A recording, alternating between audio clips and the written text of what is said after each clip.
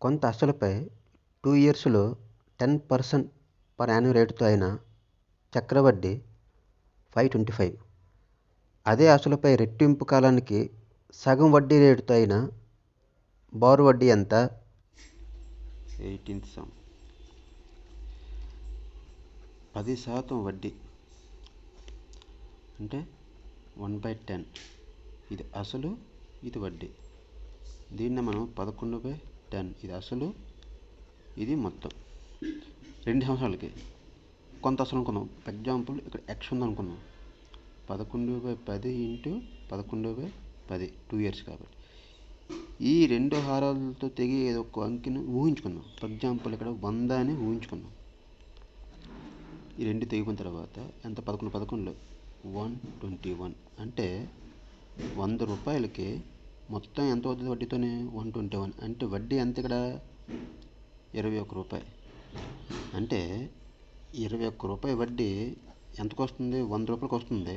అలాంటిది 525 వడ్డీ ఎంతకు వస్తుంది? 7 3 21, 7 5 7 49, 7 5 3 1 325. అంటే 2500 అసలు. ఎస్ఐ కట్టాలి. 2 ఇయర్స్ అంటే రెట్టింపు కాలం. 2 ఇయర్స్కి 4 ఇయర్స్ అనుకుని 10% దీంట్లో సగం అన్నాడు అంటే 5%. అంటే టోటల్ ఎంత? 4 × 5 20%. 2500 ఇంటూ 20%. 2 పాతికలు 50, 500 రూపాయలు ఆన్సర్.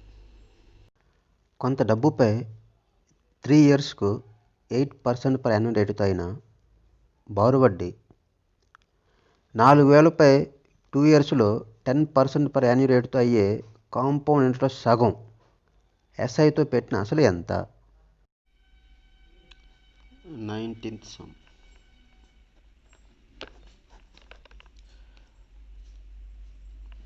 ఫస్ట్ మనం కాంపౌండ్ ఇంట్రెస్ట్ కడదాం. ఎంతకి? 4000కి. ఎన్ని సంవత్సరాలు? 2 ఇయర్స్. సో ఎంత ఇంట్రెస్ట్? 10% ఇంట్రెస్ట్. ఫస్ట్ ఇయర్ ఎంత అవుతుంది? 400 అవుతుంది. ఇది ఫస్ట్ ఇయర్. మళ్ళీ సెకండ్ ఇయర్ సేమ్ కట్టాలి. 4000 400 ప్లస్ ఈ 400 కూడా ఇంట్రెస్ట్ కలపాలన్నమాట. అదే 10% ఇంట్రెస్ట్తో 40. ఎంత అవుతుంది? 440 ప్లస్ ఈ 400. టోటల్ ఎంత అవుతుంది? కాంపౌండ్ ఇంట్రెస్ట్ 840 రూపీస్ అవుతుంది. వాడేమన్నాడంటే క్వశ్చన్లో కాంపౌండ్ ఇంట్రెస్ట్లో సగం ఎంత అవుతుంది? అప్పుడు ఎస్ఐ 420 అవుతుంది. దీనికి ఎప్పటికవుద్దంటే 3 సంవత్సరాలు ప్లస్ 8% వడ్డీ రేటు. అండ్ టోటల్ ఎంత అవుతుంది ఇంట్రెస్ట్? 3 ఇయర్స్కి 24% అవుతుంది. అంటే 24% వాల్యూ 420 అయితే అసలు ఎప్పుడు 100% ఉంటుంది. 100% ఎంత? 6 4 6 7 4 ఊర్లు 4 పాతికలు 7 5 35 3 7 7 14 ప్లస్ 3 17. అంటే టోటల్ ఎంత అవుతుంది? 1750 రూపాయలు అవుతుంది. ఇదే ఆన్సర్.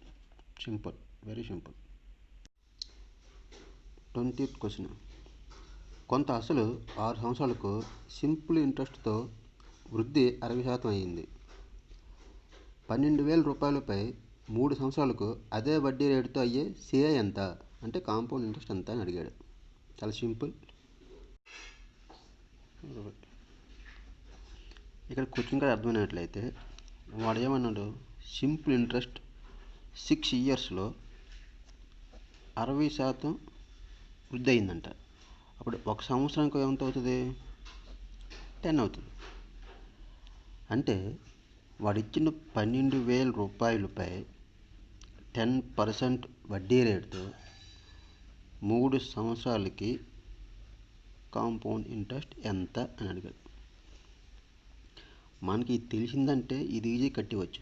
కానీ ఇక్కడ మనకి తెలియవలసింది ఏముంది, 6 సంవత్సరాలకి 60 అయితే 1 సంవత్సరానికి 10, ఎందుకంటే సింపుల్ ఇంట్రెస్ట్. సో 12,000 రూపాయల మీద 10%, 10% ఎంత, 1/10 మంత్. అంటే ఫస్ట్ ఇయర్ ఎంత, 1200. సెకండ్ ఇయర్ ఈ 1200కి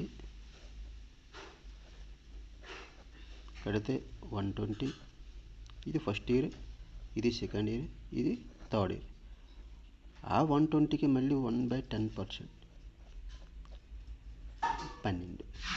అంటే 3 ఇయర్స్కి కోడ్, ఇక్కడ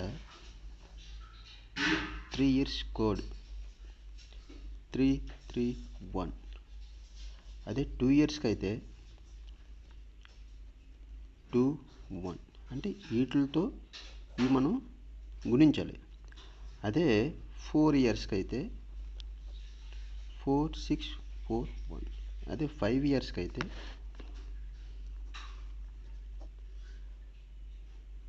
5, 10, 10, 5, 1. అంటే 3 ఇయర్స్ కాబట్టి 331. ఇది 3 × 3 × 1. 3 12, 36,200. 3 12, 360. 12. టోటల్ ఎంత కాంపౌండ్ ఇంట్రెస్ట్, 7,939,70. ఇది ఆన్సర్. Very simple. మనకు అర్థం అవ్వాల్సింది ఏంటంటే ఇక్కడ అర్థం అవ్వాలి. 6 ఇయర్స్కి 60% డెవలప్ అయితే 1 ఇయర్కి ఎంత, 10%. 10 వచ్చింది కాబట్టి మనకి ఈజీగా మనం మిగతాది కట్టగలం. 21th problem. 15 ఏళ్లపై 2 ఇయర్స్లో వచ్చే కాంపౌండ్ ఇంట్రెస్ట్, సింపుల్ ఇంట్రెస్ట్లో మధ్య భేదం 96 రూపాయలు అయితే సంవత్సరానికి వడ్డీ రేట్ ఎంత? 21th problem. సిఐఎస్ఐల మధ్య భేదం ఎంత, 96. భేదానికి ఒక ఫార్ములా ఉంది. D = P × R/100 × R/100. సింపుల్గా ఇవ్వడానికి ఒక ఫార్ములా త్రూ పోతేనే మనకు చాలా బెస్ట్. ఓన్లీ ఇది 2 ఇయర్స్ మాత్రమే. ఈ ఫార్ములా ఉంది ఓన్లీ 2 ఇయర్స్. మళ్ళీ 3 ఇయర్స్ అంటే మళ్ళీ వేరే ఫార్ములా. డిఫరెన్స్ ఎంత, 96. అసలు ఎంత, 15,000 ఇంటూ మనకి వడ్డీ రేట్ తెలియదు కాబట్టి వడ్డీ రేట్ కనుక్కోమంది కాబట్టి వడ్డీ రేట్ తెలియదు మనకి, బై 100 × R/100. ఈ 2 zeros 2 zeros పోయింది, 1 0 1 0 పోయింది.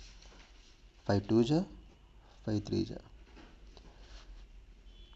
ఇక్కడ 2 భాగిస్తుంది, ఇటు పక్క వస్తే ఏమవుతుంది, గుణిస్తుంది. 96 × 2 = 3 × R × R, R². 3 ఇతను గుణిస్తుంది కాబట్టి ఇటుకు వస్తే భాగిస్తుంది అన్నమాట. R² = 96 × 2/3. 3 3 9 3 6 ఎంత, 2 4 2 3 6 64 సారీ. R² = 64 అయితే R = √64. √64 864. స్క్వేర్కి రూట్ పోద్ది అంటే 8% వడ్డీ రేట్ ఆన్సర్. కొంత అసలుపై 2 సంవత్సరాల్లో 4% per annum రేటుతో అయ్యే కాంపౌండ్ ఇంట్రెస్ట్, సింపుల్ ఇంట్రెస్ట్ల మధ్య భేదం ₹1 అయితే అసలు ఎంత? Same 21, 22 same as to as same, ఏం తేడా లేదు. ఇక్కడ 96 ఇచ్చాడు, అక్కడ ₹1 ఇచ్చాడు, అంతే తేడా. కాకపోతే ఇక్కడ రేట్ ఆఫ్ ఇంట్రెస్ట్ అవ్వలేదు, అక్కడ రేట్ ఆఫ్ ఇంట్రెస్ట్ ఇచ్చాడు, అంతే, ఏం లేదు. సేమ్ ఇదే ఫార్ములా మనం బేస్ అయ్యి వెళ్ళిపోదాం. Difference = P × R/100 × R/100. Difference ఎంత, ₹1. అసలే మనం కొనుక్కోవాలి. So P rate of interest ఎంత 4% బై 100 ఇంటూ 4% బై 100. 4 1 జా 425 జా 4 1 జా 425 జా. ఈ రెండు యువతల భాగిస్తాయి, ఇటు పక్క వెళ్తే ఏమవుతాయి, గుణిస్తాయి. అంటే P is equal to 25 into 25. 25 జా 625. అసలు ఎంత 665 రూపాయలు. Very simple. జస్ట్ ఏంటంటే ఈ 2 years అన్నాడు కాబట్టి 2 years మనం ఏ ఫార్ములా సేమ్ ఇదే ఫార్ములా మనం యూజ్ చేసాం. ఇక్కడ భేదం ఇచ్చాడు, అదే భేదం ఇక్కడ 1 రూపీ ఇచ్చాడు. ఇక్కడ మనకి వడ్డీ రేట్ ఇవ్వలేదు, ఇక్కడ మనకైతే అసలు ఇవ్వలేదు. ఇక్కడ వడ్డీ రేట్ కొనుక్కోమంటే ఇక్కడ మనం రేట్ కొనుక్కోమంటే అసలు కొనుక్కోమంటే సేమ్. ఎలా కొనుక్కోమన్నా ఒకటే ఫార్ములా, చాలా సింపుల్ చేయవచ్చు. 23 ప్రాబ్లం. కొంత అసలుపై 2 yearsలో అయ్యే కాంపౌండ్ ఇంట్రెస్ట్ 832. అంతే అసలుపై అదే కాలానికి సింపుల్ ఇంట్రెస్ట్ బారు వడ్డీ 800. 3 సంవత్సరాలకు సిఐ ఎస్ఐల మధ్య భేదం ఎంత? చక్రవడ్డీ బారు వడ్డీల మధ్య భేదం ఎంత అని అడిగాడు. చాలా సింపుల్. జాగ్రత్త చూడండి. 23 సమ్.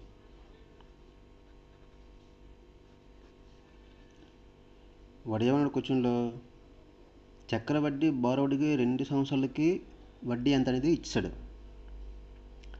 మన 3వ కాలానికి చక్రవడ్డీ ప్లస్ బారు వడ్డీ కొనుక్కొని వాటి మధ్య భేదం ఎంత అనేది చెప్పి మనం చెప్పాలి. ఫస్ట్ ఇయర్కి ఇచ్చాడన్నమాట. First year, second year simple interest ఎంత ఇచ్చాడు, టోటల్ ఎంత ఇచ్చాడు 2 yearsకి 800. అంటే 1 yearకి ఎంత అవుతుంది, 400 అవుతుంది. సేమ్ అలాగే చక్రవడ్డీ కూడా ఫస్ట్ ఇయర్కి చక్రవడ్డీ బారు వడ్డీల మధ్య ఎటువంటి భేదం ఉండదు, ఎందుకంటే రెండు సమానంగా ఉంటాయి. సో చక్రవడ్డీ కూడా 400. సెకండ్ ఇయర్ ఎంత అవుతుంది, 400 అవుతుంది. దీనికి ఎంత ఇచ్చాడు టోటల్ 2 సంవత్సరాలు కలిపి 832. అంటే ఇక్కడ 400 తీస్తే ఇంకెంత అవుతుంది బ్యాలెన్స్ 432. అంటే మనం రేట్ ఆఫ్ ఇంట్రెస్ట్ కట్టాలి. ఎందుకంటే థర్డ్ ఇయర్కి, ఎందుకంటే సింపుల్ ఇంట్రెస్ట్ థర్డ్ ఇయర్ కూడా అదే 400 ఉంటుంది. కానీ చక్రవడ్డీ మారుతుంది, ఎందుకంటే వడ్డీకి వడ్డీ వచ్చేదే చక్రవడ్డీ. సో దీనికి వడ్డీ కట్టాలి, మళ్ళీ దీనికి వడ్డీ కట్టాలి. ఈ రెండు కలిపి థర్డ్ ఇయర్కి మళ్ళీ టోటల్ అవుతుంది అన్నమాట ఇంట్రెస్ట్. సో ఈ రెండింటి మీద ఎంత 32 డిఫరెన్స్. అంటే ఈ 400లో 32 ఎంత శాతం, మనకు అదే రేట్ ఆఫ్ ఇంట్రెస్ట్. 32/400 ఇంటూ 100. 4 1 జా 4 8 జా అంటే 8% మనకైతే రేట్ ఆఫ్ ఇంట్రెస్ట్. సో మనం ఆల్రెడీ 400 ఉంటుంది ఇక్కడ. ఈ 400కి ఎంత ప్లస్ 32, దీనికి ఎంత ప్లస్ 32. ఈ 32 కూడా మళ్ళీ ఇంట్రెస్ట్ సేమ్, ఎందుకంటే ఈ 400 ఉంటుంది, దీనికి 32, ఈ 432, మళ్ళీ బ్యాలెన్స్ 32 రూపీస్ కూడా ఇక్కడ ఇంట్రెస్ట్ కలపాలి. ఎంత 8%. 32 ఇంటూ 8/100. 4 2 జా 425 జా 64/25. 25 2 జా 50. 140 అంటే 5 జా 125. 125 అంటే మళ్ళీ 150. 56 జా అంటే 2 పాయింట్ అంటే ప్లస్ 2.56. ఇప్పుడు ఎంత అవుతుంది ఇది టోటల్ 64, 68, 68.5 అంటే 466.56 అవుద్దన్నమాట. అప్పుడు మనకు భేదం అడిగాడు, అంటే ఈ రెండింటి మధ్య భేదం ఎంత అని అడిగాడు. సో ఈ రెండింటి మధ్య భేదం ఉందా, లేదు. ఈ రెండింటి మధ్య భేదం ఎంత 32 రూపీస్. ఈ రెండింటి మధ్య భేదం ఎంత 66.56. ఎంత టోటల్ 56.628 63 90 98.56 అనేది మనకి చక్రవడ్డీ బారోజుల మధ్య భేదం.